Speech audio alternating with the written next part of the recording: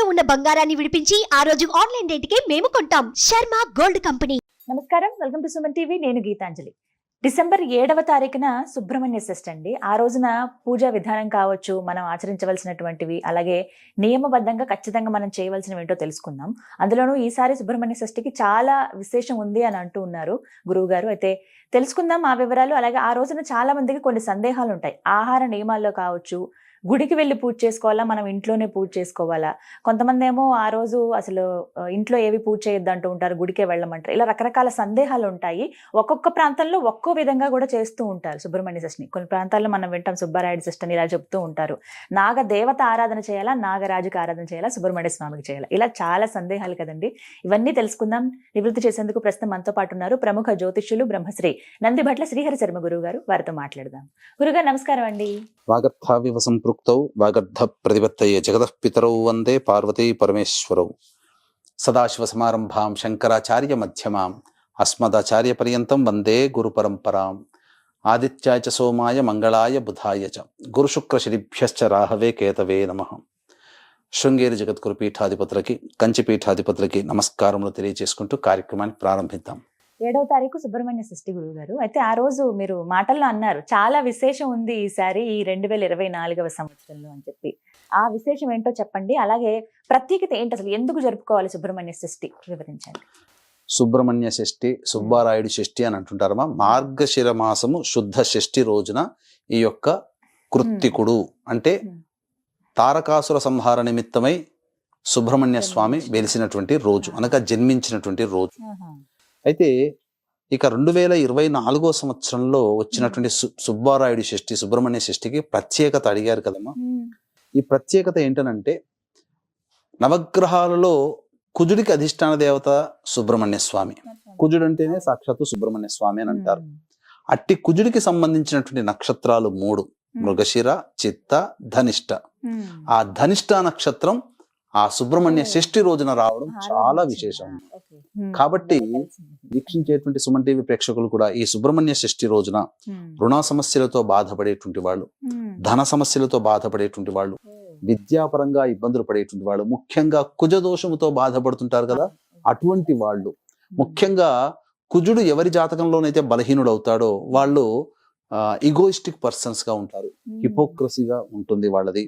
అంతేకాకుండా ప్రతిదీ కూడా తమకి తామే అన్వయించుకుంటారు, మంచికి చెడుకు కూడా తను అన్వయించుకుంటారు. ముఖ్యంగా మానసికమైనటువంటి దౌర్బల్యం ఎక్కువగా ఉంటుంది. అంటే చిన్నదానికి కూడా భయపడిపోవడం, కుజుడు బలహీనంగా ఉంటే. కుజుడు బలంగా ఉంటే అందరితో కోట్లాడుతూ ఉంటుంటాడు. కాబట్టి కుజుడి యొక్క ప్రమేయం లేని కుటుంబం అంటూ లేదు. కాబట్టి సుబ్రహ్మణ్య షష్ఠి రోజున ఇటువంటి చెప్పబడినటువంటి సమస్యలతో ఉన్న వాళ్ళు కొన్ని పరిహారాలు అనేటువంటివి పాటించుకోవాలమ్మా. గురుగారు, సుబ్రహ్మణ్య స్వామి అని ఆ పేరు ఎందుకు వచ్చింది? అంటే కుమారస్వామి కదా వారికి అసలు పేరు. సుబ్రహ్మణ్య స్వామి అన్న పేరు ఎందుకు వచ్చింది?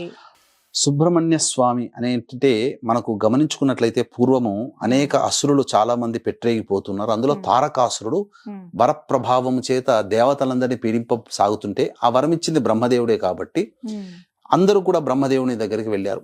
అప్పుడు అతను ఏం వరం కోరుకున్నాడు? శివుడికి కలిగినటువంటి సంతానము చేత నేను సంహరింపబడాలి అని. ఆల్రెడీ సతీదేవి దక్షయజ్ఞంలో మరణించింది, ఆత్మాహుతి చేసుకుంది.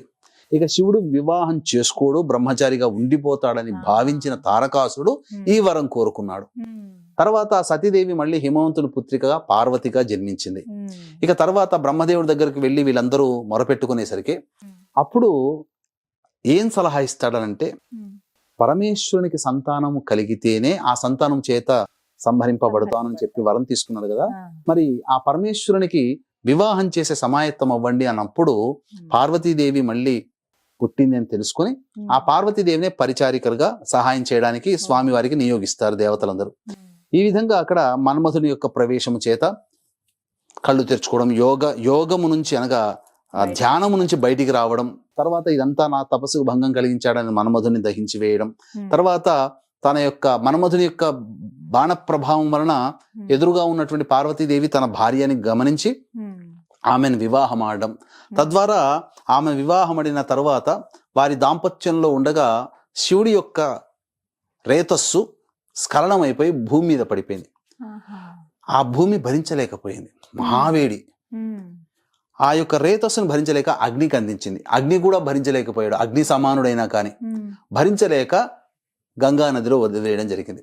ఆ గంగా నదిలో వదిలివేయిన తర్వాత అవన్నీ కూడాను 6 ముఖాలుగా ఏర్పడి ఒడ్డున రావడం, అక్కడ ఆ విధంగా సుబ్రహ్మణ్య స్వామి అవతరించడం జరిగింది.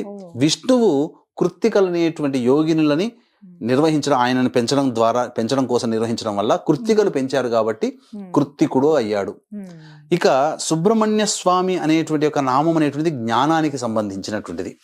ఎలా వచ్చింది అన్నప్పుడు, పూర్వము అనగా చిన్నతనంలో ఉన్నప్పుడు, ఆ పార్వతీ అమ్మవారి ఒడిలో ఉన్నప్పుడు శివుడు ప్రవేశం చేసి అమ్మవారికి అన్ని విషయాలు చెప్తూ ప్రణవ మంత్రార్థాన్ని కూడా చెప్పాడు. అయితే ఒకసారి కైలాసంలో సభ జరుగుతుండగా బ్రహ్మదేవుడిని కూడా పరీక్షించాలనే ఉద్దేశంతో ఆ బ్రహ్మదేవుని అనేక మంత్రార్థాలు చెప్పమన్నప్పుడు ఈ ప్రణవ మంత్రార్థం కూడా చెప్తున్నప్పుడు ఆ ప్రణవ మంత్రాన్ని సరిగ్గా చెప్పలేకపోయాడు బ్రహ్మదేవుడు. ఆ విధంగా బ్రహ్మదేవుని బంధించడం జరిగింది. కాగా అమితమైనటువంటి జ్ఞానాన్ని పొందినటువంటి వ్యక్తి, జ్ఞాన స్వరూపము కాబట్టి ఆయనకి సుబ్రహ్మణ్యుడు అనేటువంటి ఒక నామధేయం ఉన్నది. తర్వాత అనేక విధాలుగా ఆ సుబ్రహ్మణ్యుని సుబ్బారాయుడు అని, కృత్తికుడని ఇలా అనేక పేర్లతో పిలవడం జరుగుతుందమ్మా. ఇలా పేర్లన్నీ వల్ల వచ్చాయి. గురుగారు, మరి సుబ్రహ్మణ్య స్వామికి అంటే కుమారస్వామి రూపానికి చూస్తాం మనం, నెమలి వాహనంగా చూస్తాం, అలాగే కోడి కూడా చెప్తూ ఉంటారండి. ఎందుకు ఈ 2 స్వామివారి గురించి చెప్పేటప్పుడు ప్రస్తావిస్తారు? తారకాసుర సంహారం కోసమే పుట్టిన వ్యక్తి కదమ్మా సుబ్రహ్మణ్య స్వామి. ఈ తారకాసుర సంహారము జరిగిన తర్వాత అతని అన్న శూరపద్ముడు, ఈ శూరపద్ముడితో కూడా తారకాసుని యొక్క అన్న శూరపద్ముడు, ఈ శూరపద్మునితో కూడా యుద్ధం చేయాల్సి వచ్చింది. యుద్ధం చేసినప్పుడు 6 రోజులు యుద్ధం చేస్తాడు. ఇక 6వ రోజున ఈ శూరపద్ముడు ఈ యొక్క ఒక పక్షి రూపాన్ని పొందుతాడు, మాయ ప్రభావం చేత చేసి యుద్ధం చేస్తాడు. అప్పుడు తన శూలముతో ఆ యొక్క శూరపద్ముడు పక్షి రూపాన్ని పొందడం, పక్షిని సంహరిస్తాడు. ఆ పక్షి 2గా చీలి ఒకటి నెమలిగా, ఒకటి కోడి పుంజుగా మారింది. కోడి పుంజుని ధ్వజంగా పెట్టుకున్నాడు, నెమలిని వాహనంగా చేసుకున్నాడు. ఎందుకు? శూరపద్ముడు శరణు చూచుతాడు, నన్ను రక్షించు మహానుభావ, నీ దాసునిగా ఇప్పటి నుంచి అని అంటే అప్పుడు నెమలిని వాహనంగా, కోడిని ధ్వజంగా పెట్టుకున్నాడమ్మా. అలాగే కావడి మోస్తారు కదండి, అది కూడా ఒక నియమంగా పూజగా కూడా చేస్తూ ఉంటారు. అవునమ్మా, ఈ కావడి మోస్తారు భక్తిని చాటుకోవడం కోసం. శూలాలని నాలిక మీద గుచ్చుకుంటారు, శరీరంలో గుచ్చుకుంటారు, ఇలా గుచ్చుకుంటారు, శరీరంలో వీపులో అనేక భాగాలుగా గుచ్చుకుంటారు. అబ్బో, మనం భరించలేమమ్మా, గగురు పొడిచే విధంగా ఉంటుంది. అన్నిటికంటే ముఖ్యంగా కావడిని మోసుకురావడం అనేటువంటిది ప్రత్యేకించి సుబ్రహ్మణ్య స్వామి ఆరాధనలో చెప్పబడి ఉంది. అనగా ఎందుకు వచ్చింది ఇది అనంటే, పూర్వము అగస్త్య మహాముని కైలాసాన్ని సందర్శించున్నప్పుడు ఆ యొక్క ఈశ్వరుడు వెళుతున్నటువంటి అగస్త్యుని పిలిపించి 2 కొండలనిచ్చి, ఇవి శివశక్తి స్వరూపముగా దక్షిణాది ప్రాంతంలో పెట్టవయ్యా, శివశక్తి స్వరూపముగా ఈ 2 కొండలని ఆరాధనాపూర్వకంగా చెయ్యి అని చెప్పి పంపించగా, అప్పుడు ఆ 2 కొండలని మోసుకుంటూ వెళ్ళలేక అప్పుడు ఈ యొక్క ఇదంబుడు అనేటువంటి యొక్క సంబంధించినటువంటి రాక్షసుడు కనబడతాడు. అగస్త్య మహాముని యొక్క గొప్పతనం తెలుసుకొని ఈ అసురులందరినీ కూడా సంహరించాడు కదా తారకాసురుడు, అనగా అందరినీ కూడా, తారకాసురుని, శూరపద్ముని. కాబట్టి సుబ్రహ్మణ్య స్వామిని ఎలాగైనా గెలవాలంటే అగస్త్యుని యొక్క శక్తి కావాలి, అగస్త్యుని దగ్గర మంత్ర విద్యలు నేర్చుకోవాలి అని చెప్పి వేనోళ్ల పొగిడి అతన్ని శిష్యుడిగా చేసుకోమని అడుగుతాడు. అంతటా అప్పుడు ఉపాయం ఆలోచించినటువంటి అగస్త్య మహాముని ఈ 2 కొండల్ని పట్టుకొని రావయ్యా, అప్పుడు కొంత దక్షిణాది ప్రాంతంకి వెళదాం, అక్కడికి వెళ్ళిన తర్వాత నేను అక్కడ నీకు విద్యలు నేర్పుతాను అని అంటాడు. అంత తర్వాత మరి ఎలా నేను మోయడం అని అంటే, అప్పుడు కొన్ని విద్యలు నేర్పుతాడు. కొన్ని రకాలైనటువంటి విద్యలు నేర్పిన తర్వాత ఆ విద్యలు నేర్పిన ప్రభావం వలన బ్రహ్మదండము ఆ కావడి మోసే దండమైంది, బ్రహ్మదండం. ఇక అష్టనాగులు ఉన్నారు కదమ్మా, ఈ అష్టనాగులు మోసేటువంటి తంత్రులుగా మారారు, తంతిలుగా. అంటే ఈ అష్టనాగులు ఒక వైపున ఈ 4 కావల్ని ఒకటి 4 ఇటువైపున పెట్టుకొని తక్కెళ్ళలో పెట్టుకొని 2 కొండల్ని అందులో పెట్టుకొని మోసుకుంటూ అగస్త్యుని వెంపడి వచ్చాడు. ఇచ్చిన తర్వాత కొంత రోజులు గడిచిన తర్వాత ఒక చోట సేద తీరుదామని ఈ ఇదంబుడు అనేటువంటి ఒక రాక్షసుడు ఒక చోట ఆగి సేద తీరుతాడు. సేద తీరిన తర్వాత అగస్త్యుడు ఇంకా తొందరగా వెళదాం, సమయం ఆసన్నం అవుతుందంటే ఆ కావడిని పట్టుకొని లేస్తే, దండాన్ని పట్టుకొని లేస్తే ఒకటి లేస్తుంది కానీ ఒకటి అక్కడే ఉంటుంది. ఎందుకు ఇలా బరువుగా ఉంది, అసలు లేవట్లేదని చెప్పి ఇదంబుడు పైకి వెళ్ళి చూస్తే అక్కడ ఎందుకనంటే ఈ సుబ్రహ్మణ్య స్వామి అసుర సంహారం చేయడానికే కదా పుట్టాడు. అందరూ అసురులు చనిపోయారు, కానీ ఈ ఇదంబుడు ఒక్కడే మిగిలిపోయాడు. కాబట్టి ఈ ఇదంబుని సంహరించాలని అక్కడ ఆ విధంగా వచ్చి ఆ యొక్క ఒక కొండ మీద తాను నిల్చున్నాడు. ఈ బాలుడు ఉండడం వల్లనే ఈ కొండ పైకి లేవట్లేదు, నేను ప్రయాణానికి ఇబ్బందిగా ఉంది, గురువు గారి దగ్గరికి వెళ్ళి నేను మంత్రోపదేశం తీసుకొని విద్యలు పొందాలని చెప్పి ఆ బాలుడితో యుద్ధం చేస్తాడు. ఆ యుద్ధం చేసినప్పుడు బాగా గొప్పగా యుద్ధం జరిగిన తర్వాత కుమారస్వామి ధాటికి తట్టుకోలేక మూర్ఛిల్లిపోతాడు. మూర్ఛిల్లిపోయినప్పుడు ఈ వార్త అతని భార్యకి తెలుస్తుంది. అతని భార్య 2 కుండలలో ఆవు పాలు పట్టుకుని వచ్చి అతనికి నా భర్తను నాకు ఇప్పించమని చెప్పి ఆ యొక్క పాలని అతనికి సమర్పిస్తుంది. ఆ విధంగా మెచ్చినటువంటి ఆ ఇదంబుణ్ణి రక్షిస్తాడు, సంహరించకుండా వదిలిపెడతాడు. ఇక ఈ కథ ద్వారా కావడి మోసుకుంటూ వచ్చినటువంటి సందర్భంగా అది పళని క్షేత్రమైంది. ఆ ఇదంబుడు వదిలిపెట్టినటువంటి కొండ ఏదైతే ఉందో అది పళని సుబ్రహ్మణ్య క్షేత్రం. కాబట్టి అక్కడ వెలిసినటువంటిది, కొండ మీద వెలిశాడు ఇప్పటికీ కూడా. కాబట్టి ఆ పళనిలోనే ఈ నవపాషాణ లింగం అనేటువంటిది ఉన్నది. అనేక రకాలైనటువంటి రహస్య రోగాలకి కూడా ఆ నవపాషాణ లింగము అనేటువంటిది వాడబడుతుంది. విగ్రహం కూడా అంతే, నవపాషాణంతో చేశారు. అది తమిళనాడులో సిద్ధి పొందినటువంటి భోగేశ్వర్ అనేటువంటి ఒక సిద్ధ పురుషుడు. మనకు నాగార్జునుడు అయితే ఎట్లయితే ఆయుర్వేదంలో సిద్ధ పురుషుడో 21 మంది సిద్ధ పురుషులు, అందులో నాగార్జునుడు ఒకడు, భోగేశ్వరు కూడా ఒకడు. అలాగే ఈ సంబంధించినటువంటి కావడి అప్పటి నుంచి ఆరాధనలోకి వచ్చిందమ్మా. అలా అప్పటి నుంచి చేశారు. ఇప్పుడు కూడా అంటే ఎలా మోసుకుని వస్తారని అందులో ఏమేమి పెట్టుకుంటారు? అందులో అన్ని కూడా స్వామి వారిని అభిషేకం చేయడానికి అభిషేక జలాలు. ఇదే కావడి ఆచారం నార్త్ సైడ్ లో కూడా ఈ శ్రావణ మాసంలో మహాదేవ్ బాబా, భోలే బాబా అనే నామంతో ఆ యొక్క శివునికి అభిషేకం జలాలు, అంటే వాళ్ళ ఊర్లో ఉన్నటువంటి తటాకము సరస్సులో ఉన్న నీళ్లు, వాళ్ళు ఎక్కడైతే ఉంటారో అక్కడ అన్ని నీళ్లు పట్టుకుని వచ్చి ఆ నీటితో అభిషేకం చేస్తారు. పరమ పవిత్రంగా పూజించుకుంటారమ్మా ఆ కావడి. అయితే ఇది ఆ రోజున. అయితే ఇప్పుడు పూజ విషయాలు మాట్లాడదామండి. ఎలా చేసుకోవాలి, ఇంట్లో పూజ ఎలా చేసుకోవాలి? ఖచ్చితంగా ఆలయానికి వెళ్ళవలసిందేనా? ఖచ్చితంగానంటే ఈ సుబ్రహ్మణ్య స్వామికి సంబంధించినటువంటి దోషంతో ఉన్నవాళ్ళు, కుజ దోషంతో ఉన్నవాళ్ళు కావచ్చు, సర్పదోషంతో ఉన్నవాళ్ళు కావచ్చు, ముఖ్యంగా కాలసర్పదోషంతో జన్మించినటువంటి వాళ్ళు ఈ సుబ్రహ్మణ్య షష్ఠి రోజున కాలసర్పదోష నివారణ పూజలు గనక చేసుకుంటే అత్యంత శీఘ్రముగా ఆ దోషము తొలగిపోతుందని చెప్పొచ్చు. ఇక సాధారణంగా సమస్యలతో ఇబ్బంది పడేటువంటి వాళ్ళు, ముఖ్యంగా కొంతమందికి ఈ యొక్క స్కిన్ ఎలర్జీ ఉంటుంది, ఈ స్కిన్ ఎలర్జీ. అలాగే ప్రధానంగా ఈ స్కిన్ ఎలర్జీ దోషంతో ఉన్నవాళ్ళు, కుజ దోషంతో ఉన్నటువంటి వాళ్ళు, సంతానం కలగగా ఇబ్బంది పడుతున్నటువంటి వాళ్ళు ఈ సుబ్రహ్మణ్య స్వామి దేవాలయంలో కానీ లేదా జంటనాగు పాముల విగ్రహాన్ని కానీ ఆవు పాలు, ఆవు నెయ్యి, తేనె ఈ 3తో అభిషేకం జరిపించి చలివిడి, కొన్ని ప్రాంతాల్లో చిమిలి అంటారు, నైవేద్యంగా పెట్టాలి. ఈ విధంగా ఆ రోజున చెయ్యాలి. ఉపవాస నియమాన్ని పాటించాలి ఆ రోజున ఖచ్చితంగా. తరువాత కొన్ని క్షేత్రాల్లో, కొన్ని ప్రాంతాలలో ఈ సుబ్రహ్మణ్య స్వామి ఆరాధన అనేటువంటిది చేస్తారు.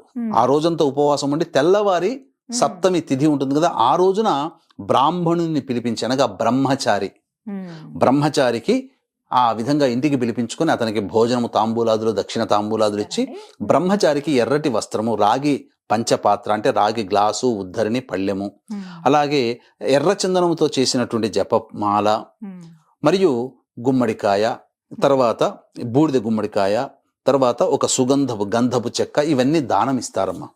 కందులు కూడా దానం ఇస్తారు. కుజదోషంతో ఉన్నటువంటి వాళ్ళు ఆ బ్రాహ్మణుడికి ఎర్రటి వర్ణము, ఎరుపు రంగు ఉన్నటువంటి బ్రహ్మచారికి ఇవి దానం ఇస్తారు. తద్వారా కుజుని యొక్క అనుగ్రహం కలుగుతుంది. ఇక రుణ సమస్యలతో బాధపడేటువంటి వాళ్ళు రుణ విమోచక అంగారక స్తోత్రాన్ని వీలైనన్ని సార్లు ఆ రోజంతా పఠిస్తే చాలా మంచిది. ఎందుకనంటే ధనిష్ఠా నక్షత్రం వచ్చింది ఆ రోజున, కుజుని యొక్క నక్షత్రం ఆ రోజున. కాబట్టి ఈ యొక్క రుణ విమోచక అంగారక స్తోత్రాన్ని 108 సార్లు గనక పారాయణం చేస్తే రావలసిన రాణి బాకీలు అన్నీ వస్తాయి.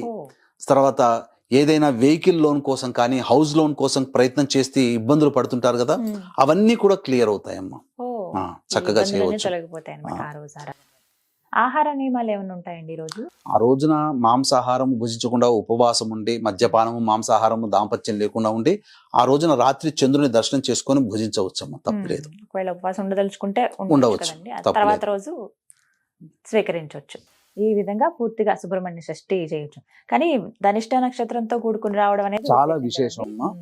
వీక్షించేటువంటి ప్రేక్షకులకు కూడా ఈ సంబంధించినటువంటి డిసెంబర్ 15వ తారీఖు రోజున దత్త జయంతి సందర్భంగా సుప్రసిద్ధ కాశీ క్షేత్రంలో జాతకరీత్యా కలుగు విద్య, వివాహ, ఉద్యోగ, దాంపత్య, సంతాన, అనారోగ్య సమస్యల నివారణకి మరియు గోచారరీత్యా వృషభ, మిథున, కర్కాటక, సింహతులు, వృశ్చిక, మకర, కుంభమీన రాశిలో జన్మించిన వారికి శనిదోష పరిహారార్థమై సర్వదోష నివారణ పూజలు, హోమాలు పర్ హెడ్ 1500 రూపాయలకు చేయించడం జరుగుతుంది.